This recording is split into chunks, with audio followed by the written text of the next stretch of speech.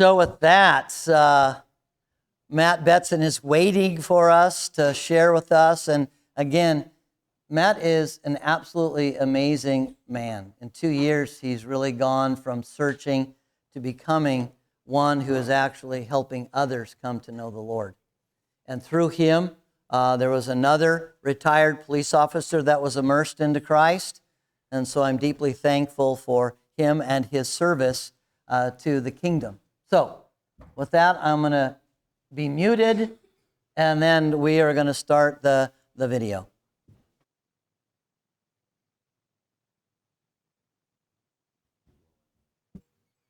Okay, how do I do that? Hey, Matt, you're ready to go, buddy. Rock and roll, dude. Okay, you can hear me? I assume that's a yes. Yeah, yes. There you go. Much louder. You're good. Okay. So, hi. This is my testimony that Bill asked me to give, and I'll go into that here. But my name is Matt. Um, Real quick, I was raised Catholic. I kind of just turned my back on the church, not so much more out of boredom than anything else. Whenever I joined the Marines and kind of left, thought I could do it myself. Went in the Marines, was an infantryman for 3 years. Back then, you could do 3 years in and 3 years in active reserve. Got out, became a cop. Got married, divorced real quick, very young in my life. Um, Ended up moving to Alaska as a cop and spent 20 years there as a cop, retired from Alaska. Then I went on to South Dakota, where I spent 11 years as a chief of police in a small town in southeast South Dakota, Vermillion, South Dakota. It's the home of the University of South Dakota. I retired. I'm a husband of 32 years next month, father of four, blended family between my ex-wife and my wife. And I was born again in April of 23. Bill baptized me into the church at that time. Why I'm here is Bill asked me to be, and made a commitment before Bill asked me to answer calls. You should be careful whenever you make a commitment to answer calls, because I've done everything from put people's flooring in to help people move. Uh, this is one of the first times I've been asked to actually make a presentation. But so when you say you'll answer calls, be ready to answer calls. So Bill asked me, and as most of you know, 1 Peter 3:15, um, sanctify Christ as Lord in your hearts, always being ready to make a defense to anyone who asks you to give an account for the hope that is in you, with gentleness and reverence. So um, I'm going to go over a period in my life that was very stressful. Could be qualified as kind of an exceptional suffering period. But I wanted to touch on a few things first. I was not saved during this period, but I had, as a Catholic, being raised a Catholic, I did know about Christ, and I'm very thankful for that, because it led me in a direction that eventually led me back to Him. Um, so I see the Holy Spirit working throughout my life to bring me back to Him. A friend of mine called it the Hound of Heaven, something I'm researching now, but it brought me back to my life. So when I talk about the suffering period I'm going to go through, which Bill asked me to go through, it's not from a point that I was saved then, but Christ still answered my prayers, and we'll go into that. So Christ works in real time and perspective. I sometimes tell Bill I'm not the guy that came out of the immersed water and felt a great light overhead and such. I'm the guy who that happened, and I look back and I see that Christ has been working it through me my whole life. I'm sorry? Okay. I'm hoping you can hear me. I know that the Wi-Fi is weak there. Yeah, so I'll keep going until someone tells me otherwise. Yes, we're doing great, Matt. Okay. All right. Let's see here.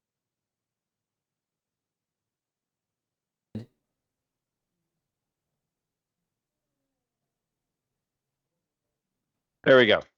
I don't know what happened there, but we locked up. So, suffering story. So, just kind of the backstory. I was diagnosed as a diabetic at 25, a type 1 diabetic. I went on insulin. I'll be on insulin for the rest of my life unless they come up with a miracle cure. Um, it has caused a wide variety of issues, and I won't go into all those. I have an extensive medical background, a lot of experience with doctors. But what we are going to go through is about a 2 year period that where it kind of reached the pinnacle, and and what that did for me. Okay. All right. So in June of 2010, because of my diabetes and my poor decisions on how I managed it in the first, roughly 20 years, my kidneys started failing. So I was due to retire from Alaska. The place I was in Alaska had nowhere near the medical facilities I needed. If my kidneys did fail, which could be anywhere from 6 months to 20 years, they don't really give you a timeline when things like that happen. So I started looking for a job for after my retirement, and I got a job in Vermilion, South Dakota, as the chief of police of a town of roughly an agency of about 20 officers, um, 10,000 people, and a university. So I moved there. I was a lot closer to medical, which is a good thing because in June of 2012, my kidneys actually failed. So my choices, I remember going in and the nurse sitting down with me, and this is the first time I've had a speech like this. Um, you have three options, and they're viable options. They weren't a threat. This wasn't done as a threat. You could do nothing and you will die. That was the first option. You can go on dialysis, and we can keep you alive indefinitely, but it has some significant inconvenience attached to it. Or you can get a transplant. So I had a brother, a great brother. I have several brothers, but I had the one that was closest to me, and he agreed to do a kidney transplant. So we started on the workup for a kidney transplant, hoping to avoid dialysis. Um, well, during the workup, they found out I had thyroid cancer, which is something that a 45-year-old man is not supposed to have. Thyroid cancer is a disease that generally women get or men get when they're much older. So they were kind of surprised at that, and there was kind of an initial, well, maybe it may be very minor, we might be able to deal with it. So they went in to do some surgery to fix it in October of 2012, and that's kind of when the whole world came crashing down. It turned out I had to have a thyroidectomy, had to have multiple lymph nodes taken out. They had to unwrap the cancer from around my larynx. At one time, they weren't 100% sure they would recover my voice. Very stressful time for my wife. I slept through it all, so that part of it. Um, when I woke up, um, found out I had stage 4A thyroid cancer. The transplant center told me I have a 50% survival rate based on some statistics that they dredged up from a major think tank, medical think tank, and gave me a letter saying that my transplant in South Dakota was postponed indefinitely, at least 5 years past any kind of cancer, and I need to go on dialysis. So they were still treating my cancer. So there was a delay on going on dialysis, which is the whole story here, but we'll go on. So that's me after the thyroid cancer. The pictures I have are my wife's contribution. Um, she she finds me at my most humble moments and takes pictures of me, and these are the ones that we fixed, that we picked.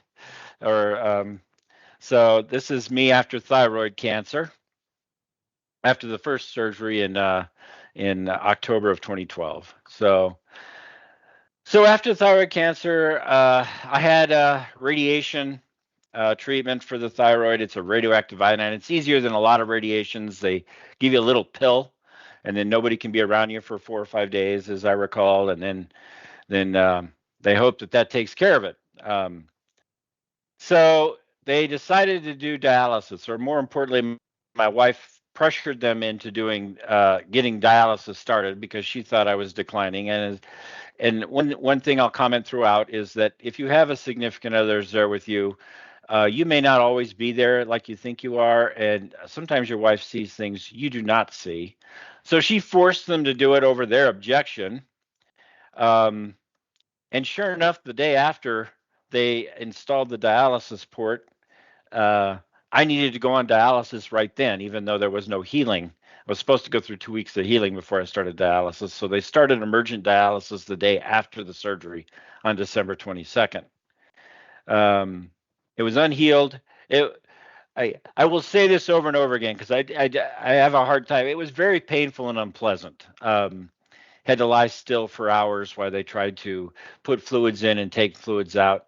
Peritoneal dialysis, I'll cover real quickly. It's not the blood dialysis. And you'll see the port here shortly.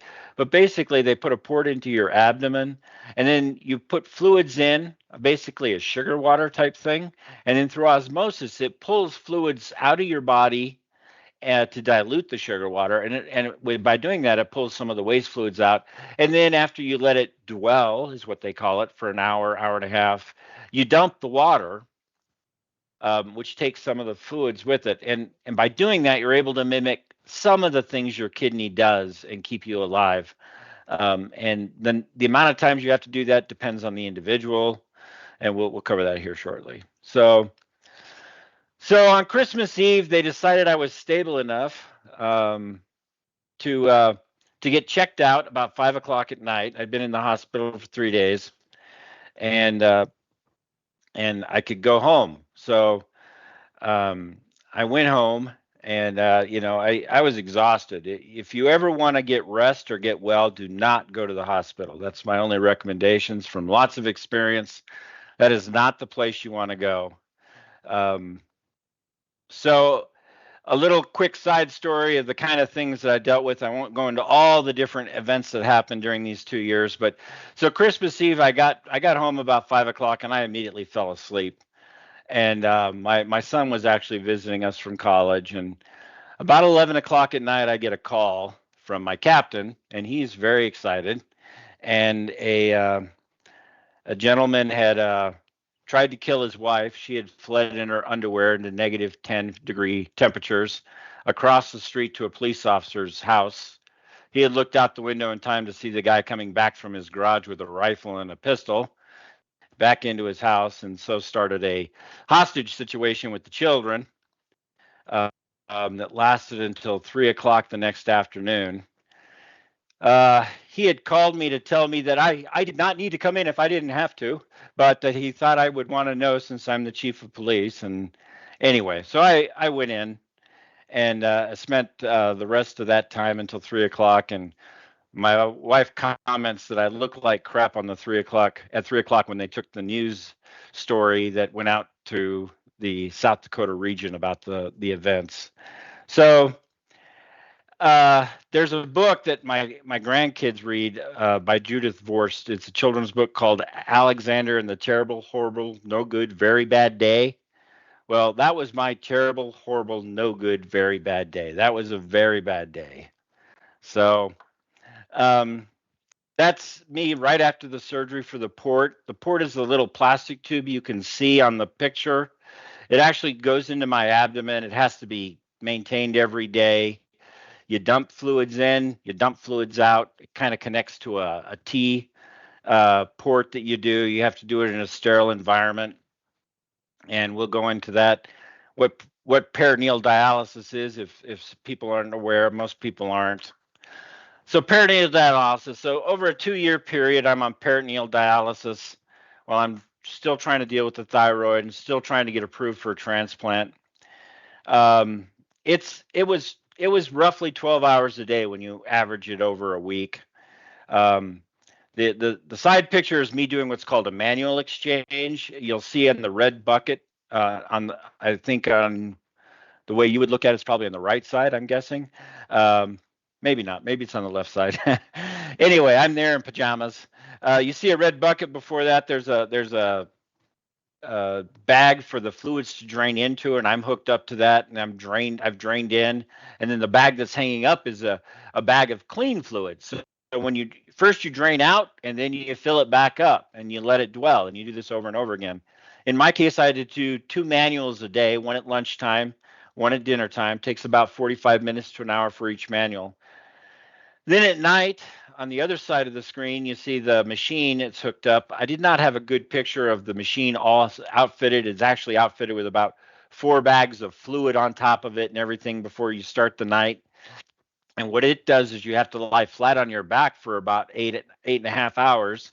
And what it does is it drains out the fluid, which then is basically taken by a long cable to the toilet, and then it when it's once it's drained, and it's great because every time the drain finishes, you feel it kind of pulling on the inside of your guts, and then it fills it back up with another um, roughly it's about 3 liters of fluid, and then it lets it dwell for an hour or so, and then it drains. So you get like 5 exchanges at night, and then a couple exchanges during the day, and by doing that, you're able to get up to about 20% kidney function, 20 to 22% kidney function most of the time, which allows you to function.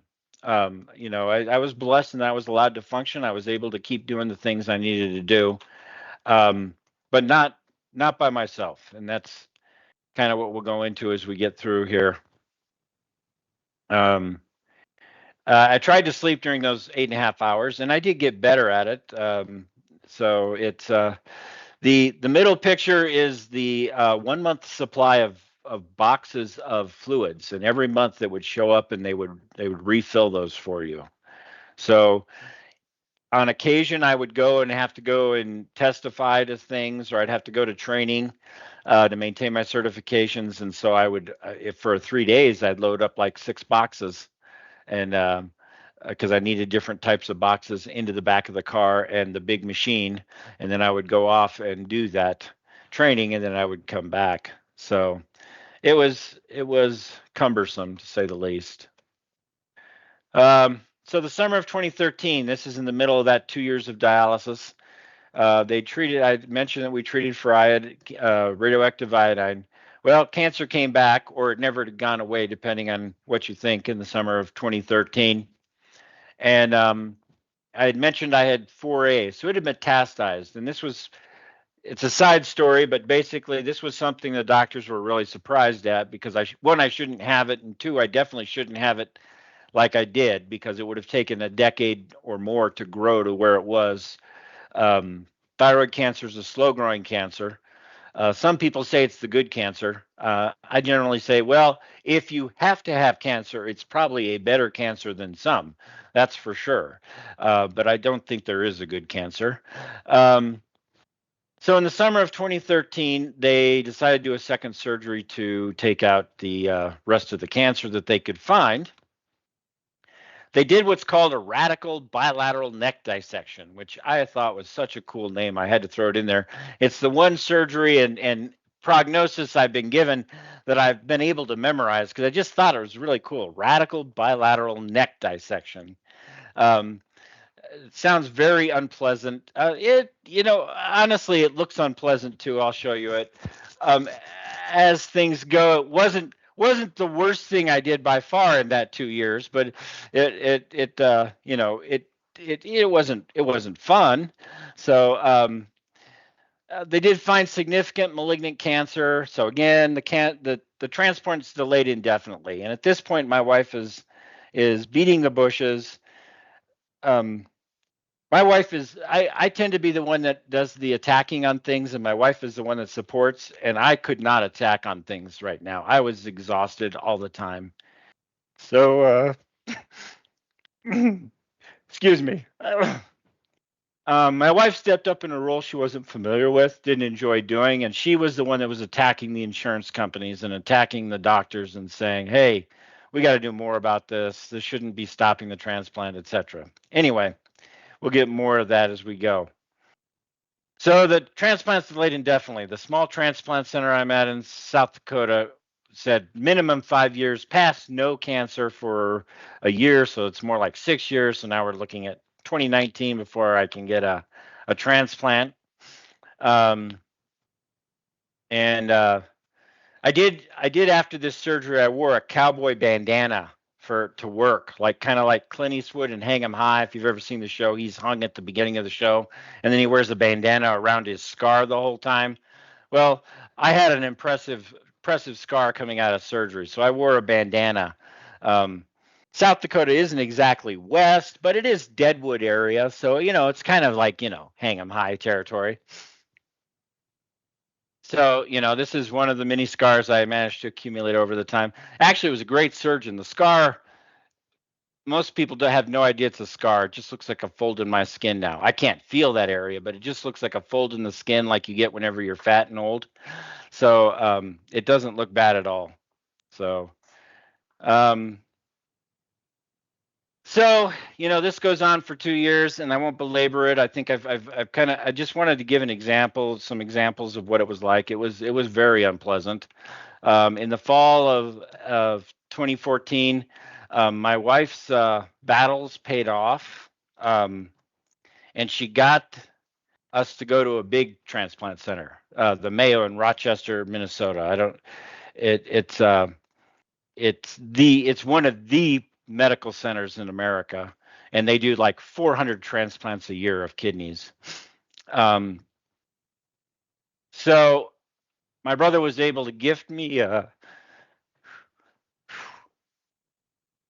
tried to practice this multiple times so this wouldn't happen. Give me a kidney of my give me his kidney on December 19th of 2014, and I was able to go off dialysis after 2 years. So there were several other medical issues, several setbacks. Obviously it was a 2-year period. It was unpleasant. It was an extremely difficult time. I was exhausted all the time. Um, I should not have been able to do this while working full time as a chief of police. I remember when I went away from my transplant, my wife worked in City Hall as a state worker, and the city manager said, "Well, I knew he was sick, but I didn't know he was that sick," and that was my boss. So, but me and my wife look back, and we have no idea how we did it, except we do now.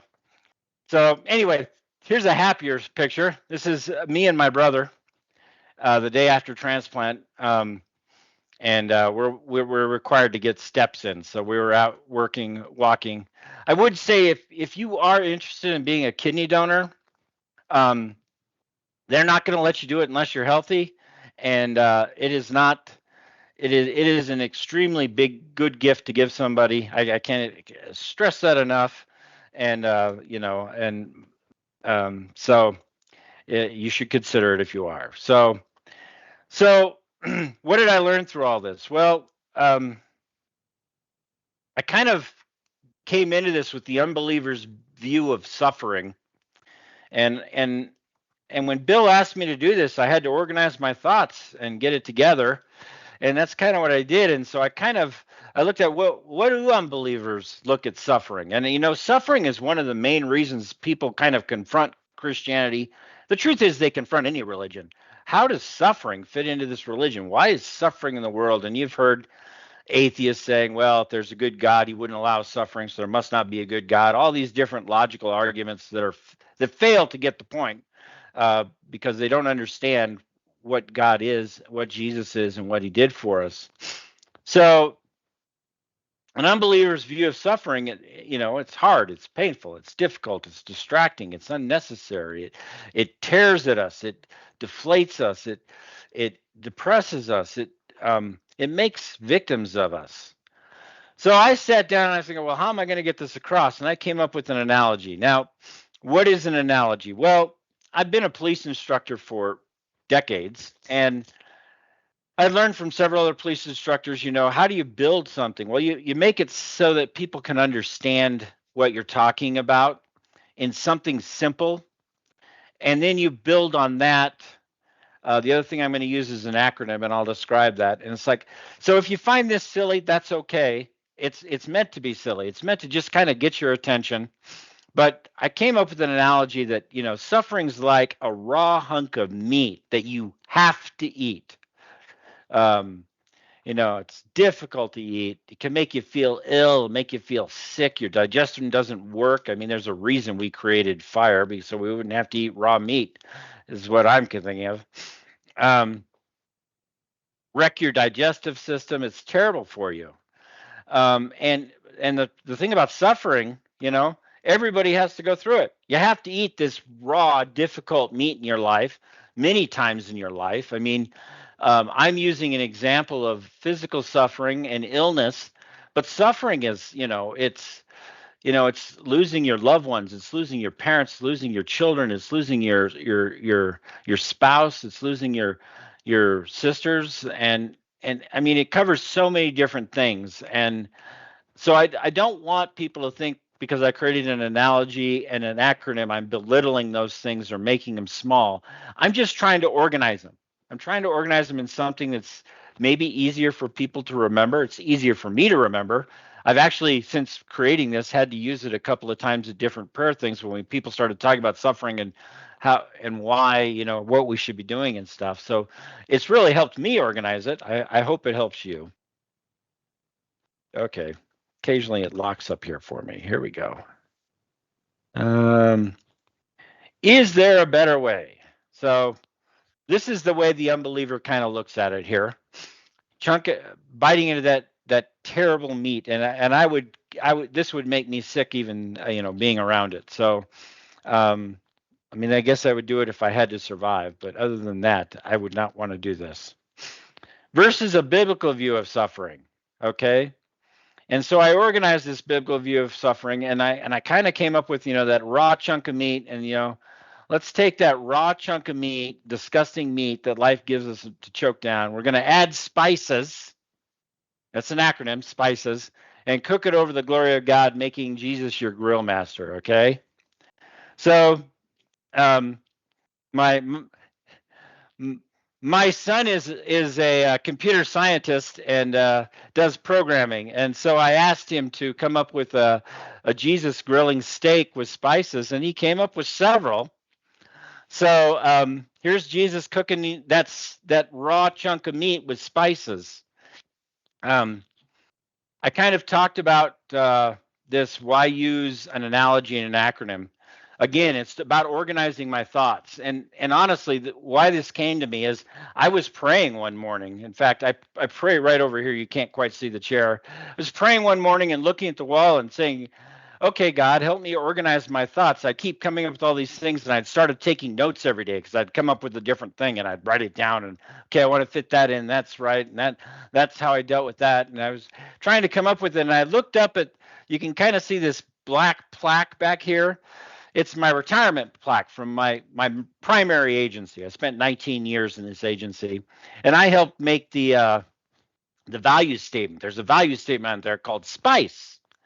And I was looking at that, and I started replacing the words on the value statement with the words I'd come up with, and I realized, um, if I add an S, it works. So that's kind of how I came up with it, and I'm going to credit Jesus with that because I was praying, trying to figure out how I was going to organize this and make it sound not too depressing and overwhelming. So SPICES is what I came up for the acronym, and I hope this helps you. So the first S in spices is surrender. And this is this is this was the most difficult concept for me to understand as I came in to study the Bible again with Bill and with others. And I didn't understand surrender. Marines don't understand surrender. And while I was only a Marine for one tour, I took that into the rest of my life. I mean, um, you don't ever not become a Marine. And so I did not surrender things. I did things. I accomplished things. I took care of my family. I did this. I did that. I was going to be a hero. And I did not understand, how do you even surrender at these types of things, this I could say, God help me with this, but he can help me with this.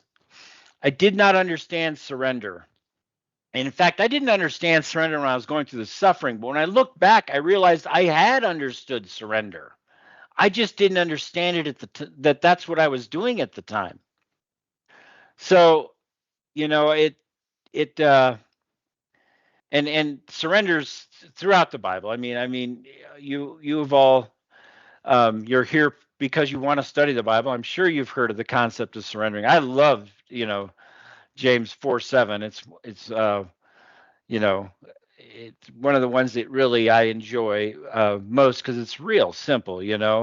Submit therefore to God, resist the devil, and he will flee from you. At first, what do you mean submit to God? What do I have to do to submit to God? I can resist the devil, but how do I submit to God? And when I found out, when I was able to look back and found out I'd already done this in my life, it gave me so much power right now in my life to understand what surrender is. Okay. So looking back at my example, my surrender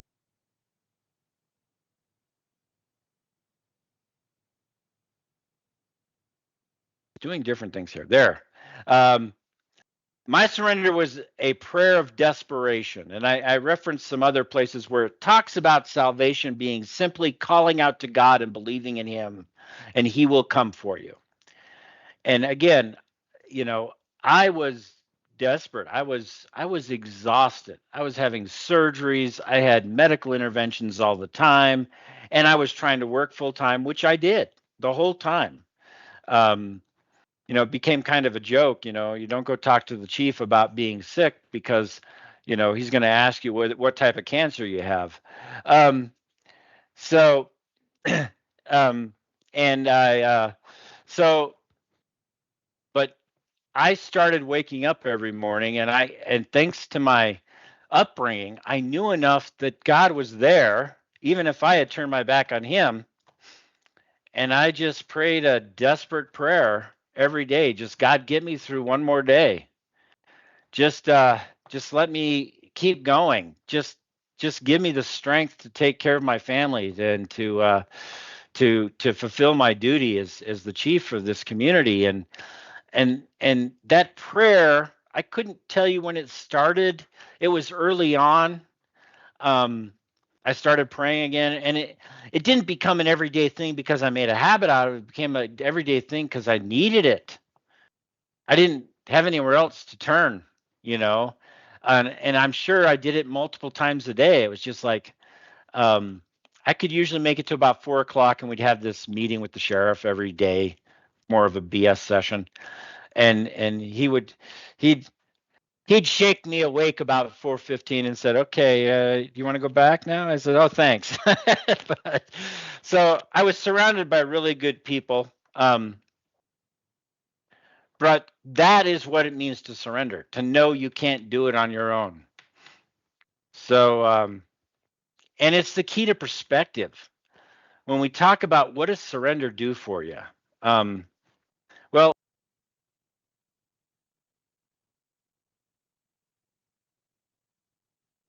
why it keeps doing the mute. Um, if you have faith that it's going to work. And people say, "Well, did you believe in God? Did he believe it could help him?" I don't know. I don't know. Again, prayer desperation is not a prayer desperation is reaching up to your worst enemy and hoping he'll grasp your hand before you fall off the cliff. You don't. You just have to hope that someone will help you. And I was praying to God because I knew to do that, but I didn't. You know, and faith and trust, the first thing I would say about surrendering and suffering, whenever you reach that point, is it gives you the chance to test that faith, that you actually reach out and you learn to start to have confidence because you make it one more day. And so the next day you pray, God, you did it for me yesterday. Can you do it for me again today? So the other thing, it kind of started learning, and I've learned it better now, but back then I realized that I stopped worrying about dying. I stopped worrying about being in pain. I stopped worrying about those things. And my worries were about, can I make it through one more day? Can I make it through one more call? Can I screen one more case? that the officers did. Can I finish this budget? Can I do the payroll? It was one more thing that I had to do. So it changed my perspective to focusing on where I was at right then, and we'll talk about that in the next spice here. But I put several of these several verses up that I think are pertinent. Some I dive into, and some I just up there for you. Um, and so this is this is do not worry. And again, in more recent times, in the last 6 months, I said, well, how do you stop worrying? And I realized as I went back, I did stop worrying. And I didn't realize it until I pulled out these photos. My wife pulled out these photos. I'm smiling in all the photos. You know, I woke up from one more surgery. I'm smiling. I at some point I just stopped worrying, and I can't help but think and believe that it's tied to those prayers of desperation. I didn't mean to stop worrying. I didn't think about it. I was just desperate at the time to get through it. Um, this is the key to all the other spices. Okay, we're going to talk about the other spices, but this is the first thing you have to do, and it's one of the hardest things to do. But once you learn how to do it, it becomes easier and easier. It's like anything else you do with Jesus or anything in the world. Once you've done one, it becomes easier to do two. Um, and I have recent examples I won't go into right now because of time. We'll see if we have time and people want to know at the end of how that surrender has helped me more recently. Um, it allows Jesus to do the heavy lifting. And again, like I said, that worry goes away, your perspective changes, and you start focusing on other thing. And that's what these spices are going to give you, a way to focus your perspective, to focus on what you need to do to get through this, but more importantly, to be in the moment and actually, and I hate to say this because a lot of people, how do you enjoy and get something from the suffering you're going through? And it's about changing your perspective. And when you change your perspective, you change your attitude. um, I can't remember where I had this example, so I'm going to throw it in here. Change your perspective and change your attitude. I learned real early in my sick, I would go to a sick room because I got lots of time sitting in waiting rooms. And I would go there and I would sit and I would look around and I would see different people. And some people were, complaining to everybody. They were angry at the person at the front desk. They were upset that they were 10 minutes late. They were upset at this. They were upset at that. They were upset that they weren't able to get a transplant because their insurance or because no one would be a provider for them. When you go to get a transplant, you have to get someone to commit to come and spend a month with you um, as a caregiver. It's a big deal for some people. Um, and then there's other people that sit there silently and you don't know where they're at. But they sit there silently and they kind of get that 1,000-yard stare if you get further and further along, that they're just, I don't know if they're in despair or what. And then you get people that come in and they greet the lady at the front desk with a smile and they say, how's it going today? And then they pull their catheter along with them and they sit down next to the person that's upset and they start talking to them and telling them, oh, that's terrible how that's going for you. And then they go to the next person and they talk to them. And early in my journey, I decided I wanted to be that person. And so change your perspective, change your attitude. So,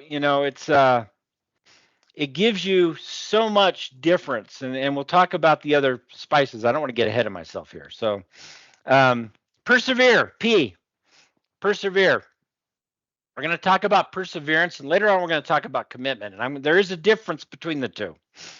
So, persevere, most people think of stay the course, and there's nothing wrong with that. It is staying the course. It's about, keeping going. But persevere for me is about every day, every minute, remembering who you are. Jesus is in your corner. It's about living in the minute.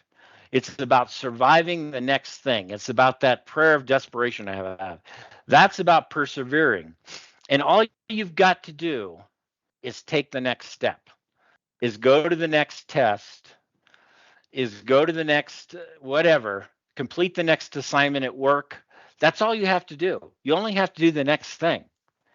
And then yes, when you get to the next that, you're going to do the next one, and that's commitment. We'll talk about that later. It turns out being, if you're really having a tough time, it's about praying continually. God, let me get through this next step. It's the end of the day. I'm exhausted. Let me stay awake until 5 p.m. or maybe 4:30 if I can cut out early. Um, and continuing praying continually, and that prayer of desperation. I saw a movie and I read about Desmond Doss. And if you get a chance, it's Hacksaw Ridge. And Desmond Doss is a devout Catholic, or not a Catholic. He was I think he was a Seventh-day Adventist. I'm not sure.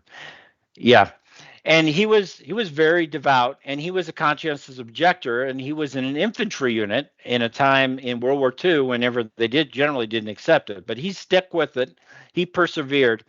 Anyway, he wins the Medal of Honor, and I forget, he saves 50 to 70 of his men that are overrun by the Japanese. They're all gone. He's all by himself out there, and he's a medic. And he's going and he's grasping these guys and he's dragging them to safety. And then he goes out again. And each time he prays, Lord, just one more. Yeah. So it's not about him. It's not about anything else. It's about just one more. Let me do one more. So that's continuing praying, and that desperation prayer of continuing forward. Um, you know, and the other thing about prayer that I found is that whenever you're worried and stuck, if you just stop and do that prayer and look around you, and you look, you will find the good.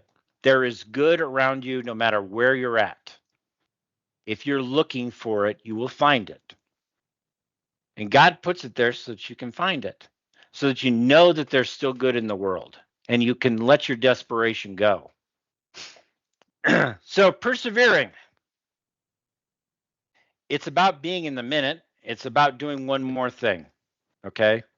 It's it's not any more difficult than it's and like many things with Jesus, it's very simple. It may not be very easy, but it's very simple. So persevere.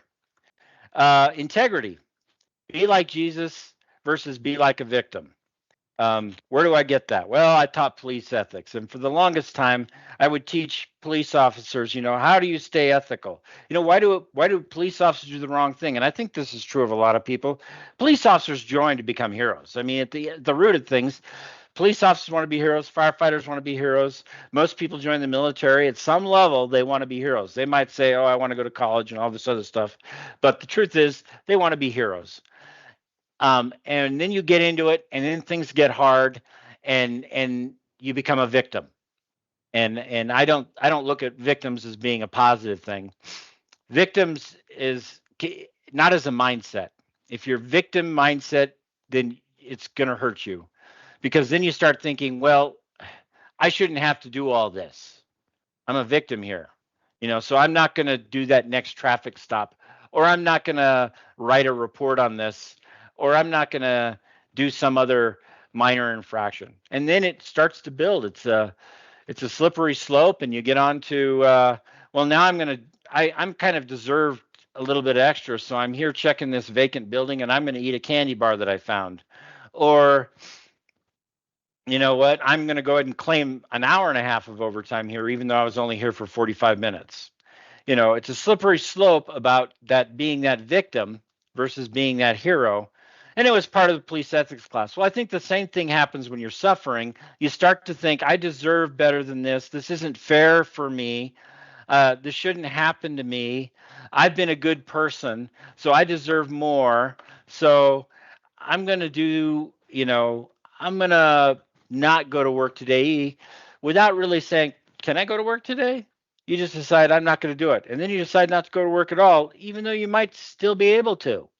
So, and it's a fine line. There's a fine line to figure that out. But that's kind of what I'm talking about when I'm talking about being a victim. Stick with your Jesus principles, okay? You know, each success and confidence builds, and if you fail, if you fall, well, you realize I could have gone to work today and I didn't, or and I'm just using that as an example, but think about that and learn from your failure. I mean, that's why we're allowed to ask for forgiveness and do it again. You know, this is the chance. Under stress, you're tested. That's what suffering, one of the great things suffering gives you is an opportunity to be tested. Um, so stick to those Jesus principles. And the number one I remember is when God said, or Jesus said, excuse me, um, I give to you that you love one another, even as I have loved you, that you also love one another. By this, all men will know who you are my disciples, if you have love for one another. And I talk about that the guy in the waiting room that walks around, and we'll talk about that some more here. But stick to that principle of loving people. People, when you're suffering, people don't expect you to love them. They expect to wait on you hand and foot. So be there and willing to love them and care for them and show them your be the light. Practice building confidence. I touched on that. Learn from your failures and celebrate your successes. Thank Lord whenever you're successful at writing one more report when you're exhausted. Um, uh, I wanted to touch on this, and this is tell the truth. I don't think it's emphasized enough. It is emphasized in modern Christianity, but not enough. We need to tell the truth, and the number one person we need to tell the truth to is ourselves. Um, this is that fine line I was talking about. Am I well enough to go to work today or not? And and and you should, and that I'm just using the work as an example. Or am I well enough to smile at the person who's caring for me whenever I'm really upset? When the nurse comes in to change your bedpan, or whenever and you're not feeling well at all, or you're in pain, am I well enough to put on a good mood even when I don't feel like it? Um, Tell the truth to yourself. Because if you're not, then you need to find out why. There might be a reason. Maybe you need more pain meds, and there's a way to once you tell the truth to yourself, rather than take it out on someone else, you can apply that. Hey, I really think I need some more pain meds here, versus. But the other thing that keeps you from going on that slippery slope, because Jesus never flinched. You know, um, I mean, he went to his crucifixion and stuff, and all he did was help other people along the path. So if you want to be like him, this is the opportunity to do that in a small way. Be humble. For me, being humble was learning how to take help from other people. Um, Jesus was there to help me, and but other people wanted to come help me. My brothers wanted to come and do work at my house and stuff like that. And at first, I was like, no, they don't need to do that. And then I realized no one can help you when you're sick, not with what's important, but they can come and help you.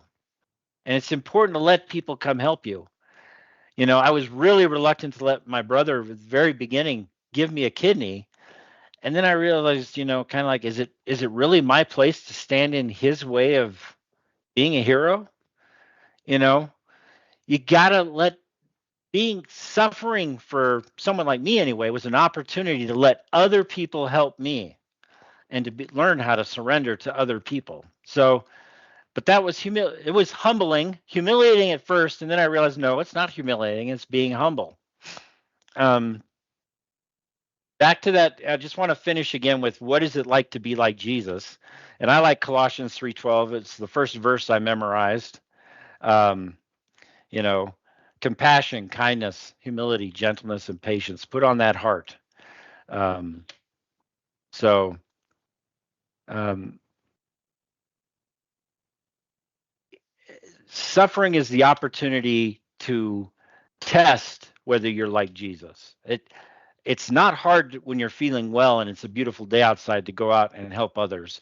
It's much more hard whenever, and to be cheerful, it's much harder whenever you're suffering. So commitment, C. So we've done surrender, perseverance, integrity, commitment. What is commitment? Well, commitment is very similar to perseverance, but it's not. Perseverance, again, is in the moment. Commitment is what are you committing to do in the future? I am committing, for example, I am committing to be a Marine while I was in boot camp. I'm committing to be a Marine. I'm going to do that. It's going to change my life. And whenever I was born again, I am committing to follow Christ and be like Christ. What does that mean when you're suffering? Is I am committing to persevere. In other words, perseverance is in the second. Committing is I am going to persevere for the next 6 months. I am going to persevere through the next surgery. I am going to persevere through the next event. I am going to persevere through the next result of tests, regardless of what the results are. That's what commitment is. Is it's they work together, but one is what are you going to do in the future? Is how are you going to behave in the future? Um, I did Hebrews 11:1. It's about faith, though I like the word trust more because trust is a little more active. You're actually putting something forward.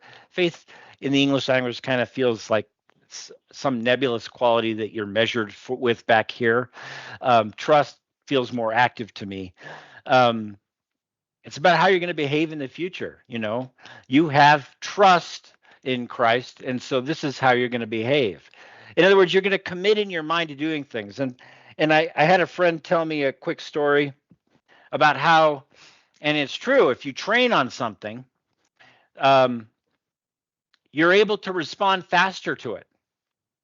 The first time you get blindsided, and he uses the hot stove analogy. So the very first time you touched a hot stove after your mom told you not to touch a hot stove, you put your hand on the stove, it got burned, it came back, it shot down here, it got to your mind and said, hey, you probably should take your hand off that stove. It's going to burn your hand. And it came all the way back down here and your hand drew back and you'd burned yourself.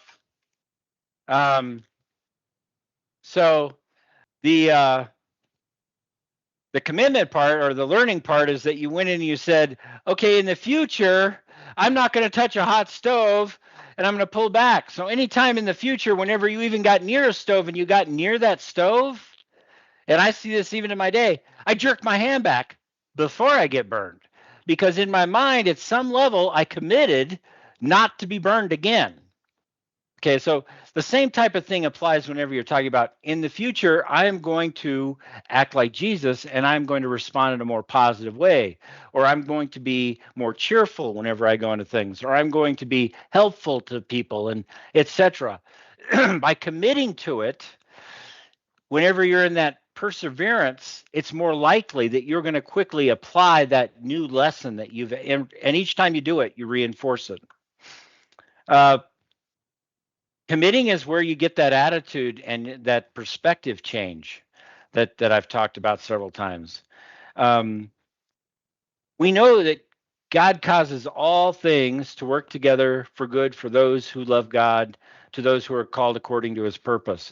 We take that big view of the world beyond us, a world view beyond us, and that it shows us that that even if we don't see the good in the moment doesn't mean it's not good. We have a commitment. We've committed ourselves to believing that Christ and God are doing for good what is happening around us. So that perspective changes the way you look at what's going on in your world and the way you treat things.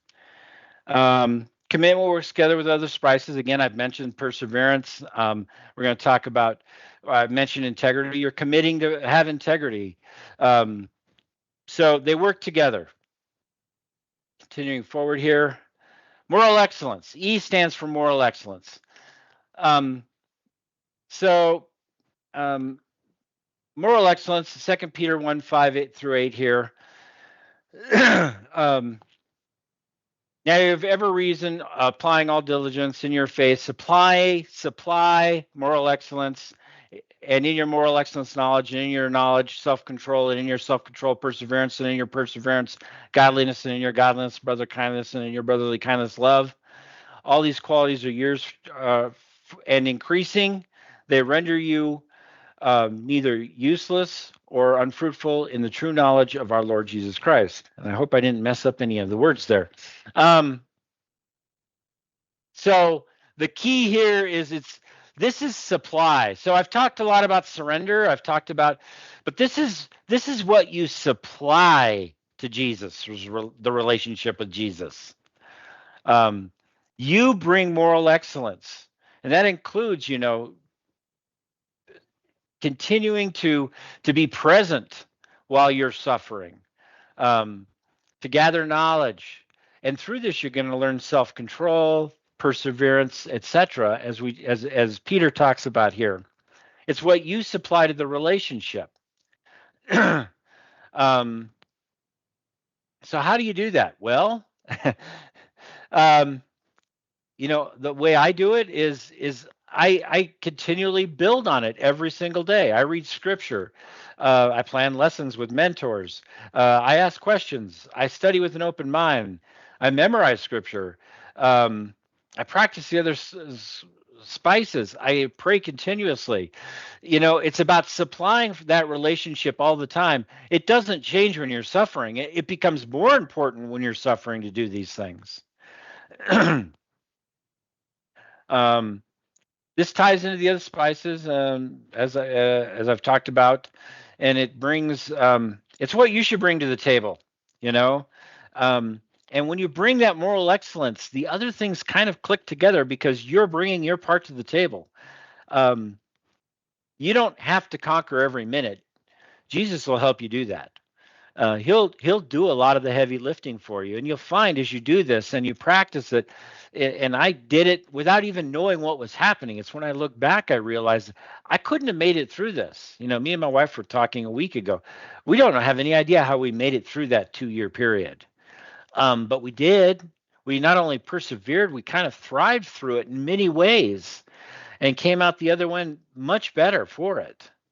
Um, and parts of it were that Jesus was filling in the parts, but I was trying to fill in the moral excellence. I was trying to educate myself about my disease, to exercise self-control, to be that happy person that comes into the room, um, which is a good segue into the next one. So the last of the spices is service. And I can't emphasize this enough. The first one is surrender, and that is the absolute key. But the number one thing is never stop serving others. It's what Jesus asks us to do, tells us to do, commands us to do when he tells us to love our neighbor. Loving isn't a feeling of intimacy or when you're young and you fall in love with somebody. Love is about serving others willingly in an effort to make their lives better. That's kind of my definition of love. That I'm willing to go serve someone I love, regardless of the consequences, to help them, to make their life better. Um, you know, how do we suffer? How do we serve others? And I've kind of touched on this. Um, literally, when people, um, I considered it a victory when I would hear people not realize how sick I was. That I was happy, that I loved others, that I hugged others, that I laughed. I would hold the door for people that were, maybe they were sick or maybe they weren't, but I got the opportunity to go places where people were sick. So who knows? Stop and talk to children. I never used to do that, but I did now. Um, when someone can't figure out how to pay for their coffee, step up and pay for their coffee. It's like the opportunity to serve others. It doesn't mean you have to go put in someone's floor for them, though I've done that. But it's about being that happy, cheerful person in life. This is hard for men, especially that have been in a Marine background or special forces background, and cops especially become jaded.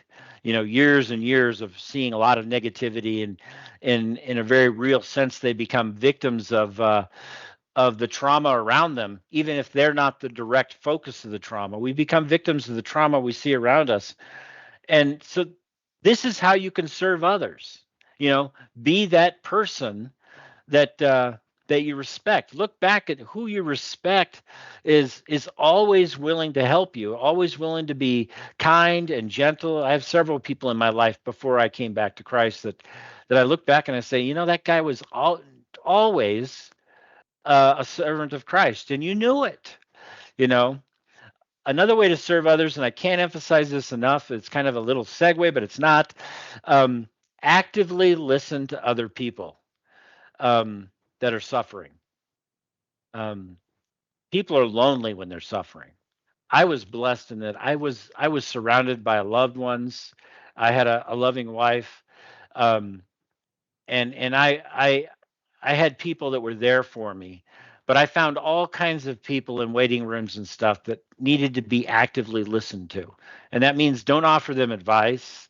Um, just listen, you know, and be with them. That is a great service. Um, do your work, and I've for me this may not be for you. If I were to get sick now, I'm retired, so I don't have to do this. But do your work to the best of your ability. But work can also be, you know, maintain your house, you know, do your laundry, take care of yourself. If you're able to do it because it really does make you feel better if you're continuing to take care of yourself and stuff. Do it with joy and thanksgiving. You know, every day is another chance to serve God. So if you're here, you wake up, you get to serve God. And if you don't, well, we are the lucky ones. We know that not waking up means that things are good for us. So answer every call. This is something I'm still learning, but and committed to do about a year ago. But answer every call to the best of your ability.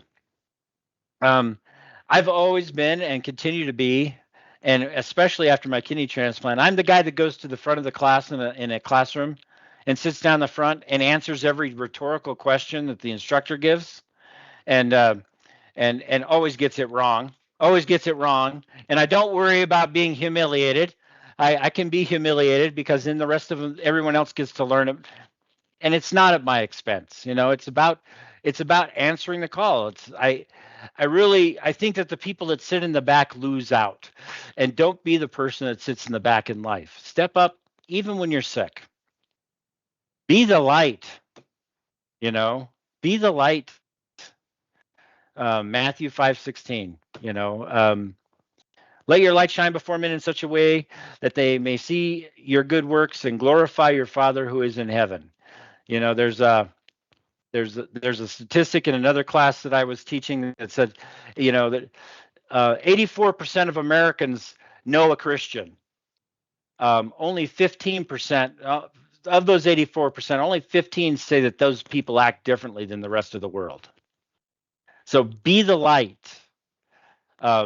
Always, I make a point, and I did this as a cop for other reasons, as secular reasons, but I carried it over.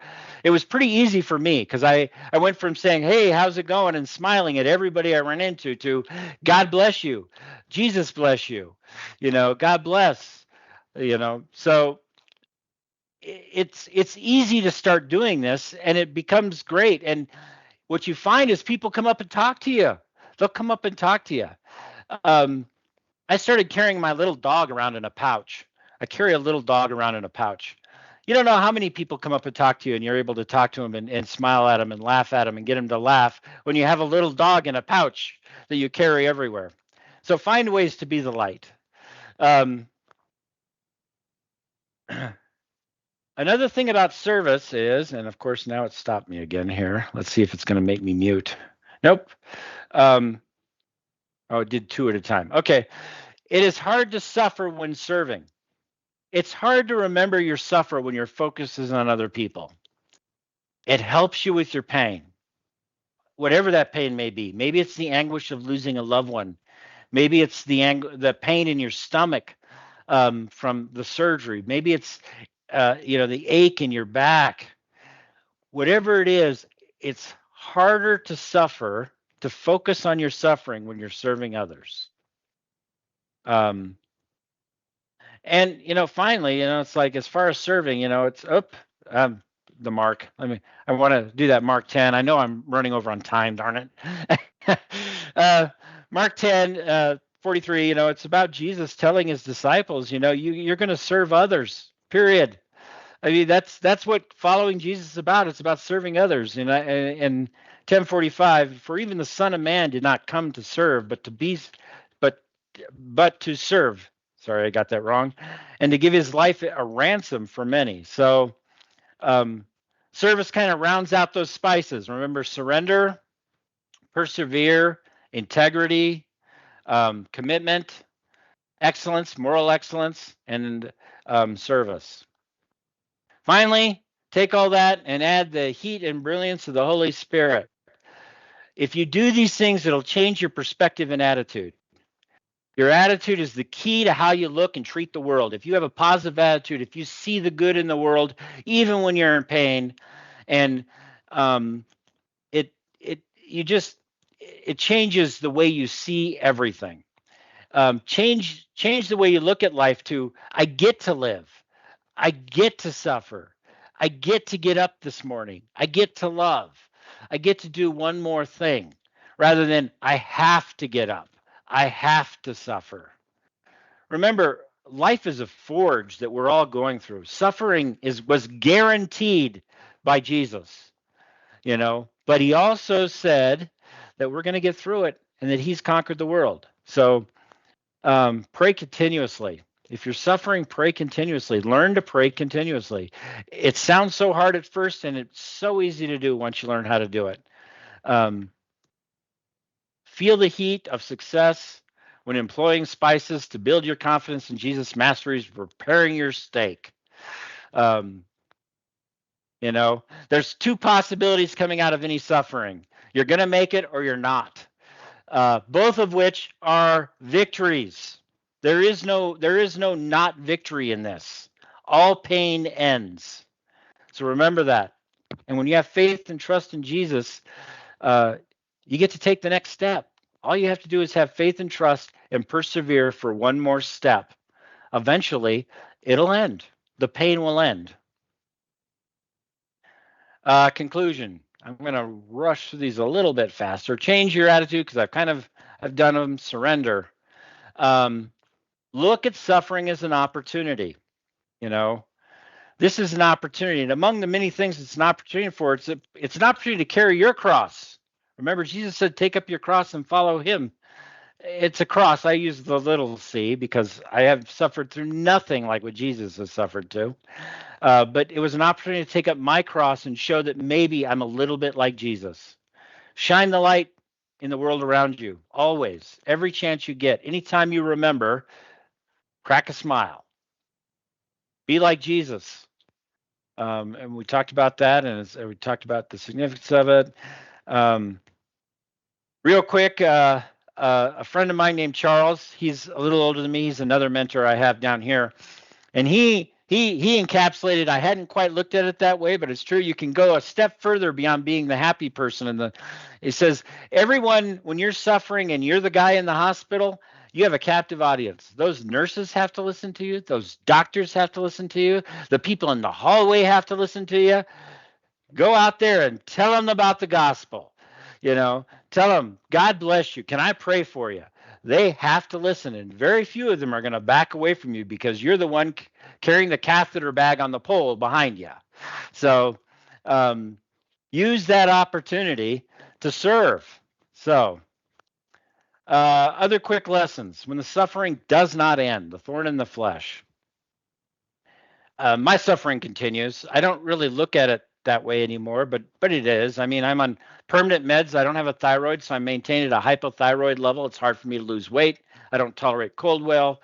I get exhausted easily. I'm a type 1 diabetic, so I have to take insulin and I have to manage my diet and exercise and everything. I have to schedule everything and work around everything. I'm on insulin all the time. We've had some wonderful, miraculous things that have happened in being able to manage that, but it's still a disease. I've had back pain since dialysis. Laying on your back for 2 years will do that to you. So 2 Corinthians 12:7-10, and the part I have in red, I'll let you read through this, but is when Jesus tells him, "My grace is sufficient for you, for power is perfected in weakness." And I have come to Jesus because of this. It has taught me so much power and having a happy life, even when things other people might look at your life and say, "Well, how can you be happy?" Well, I can be happy because I'm with Jesus, and Christ is with me, and suffering is just that's just life. Um, and he's made it possible for me to, find strength in weakness. Uh,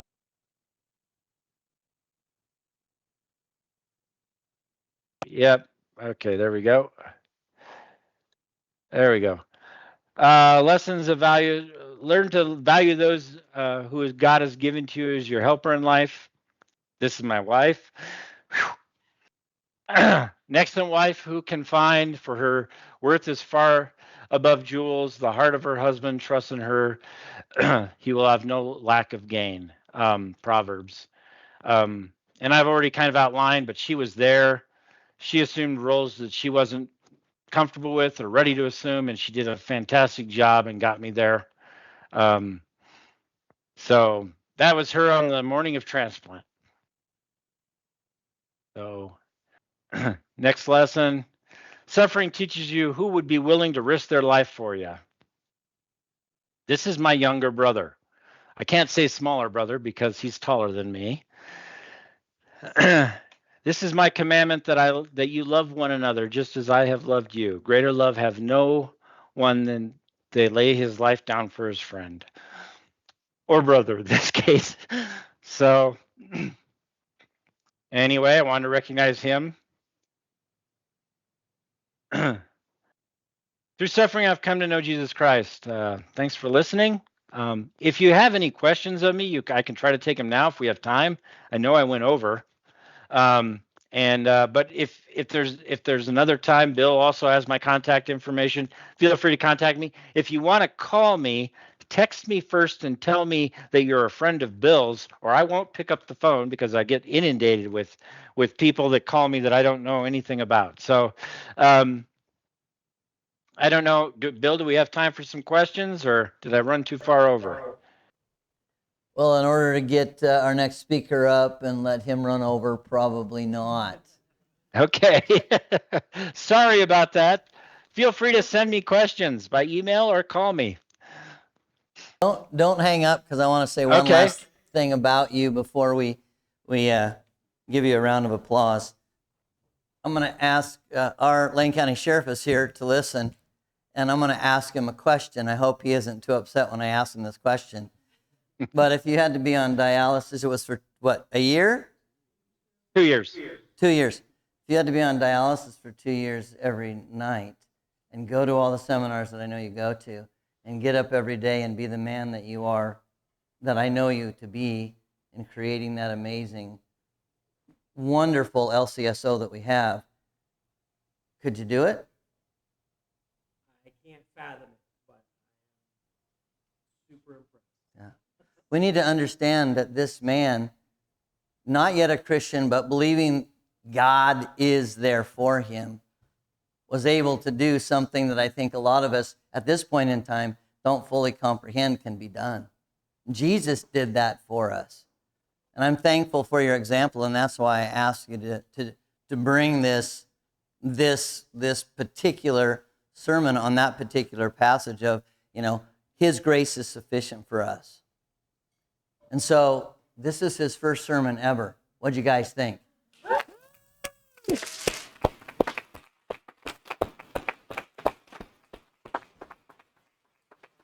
All right. Hey, I don't know if you can see me. Thanks, Matt.